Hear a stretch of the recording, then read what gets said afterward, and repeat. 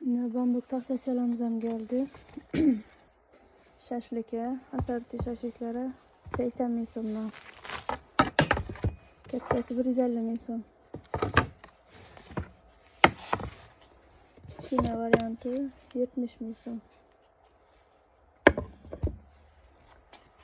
Keyin chaqqa salazonini 4'li 5'li 60 ming so'mdan. Non savatlar geldi yine 20 ming so'mdan. Çehollu, çeholsiz. Soğus idishlarimiz geldi 4 tane. 10 ming so'mdan donasi. Katmislarimiz 45 ming so'mdan. Şimdi sımmidan posudalarımız geldi yine. 15 ming so'mdan kasası. Lap kasası 25'ten. Salatlar 30 ming so'mdan.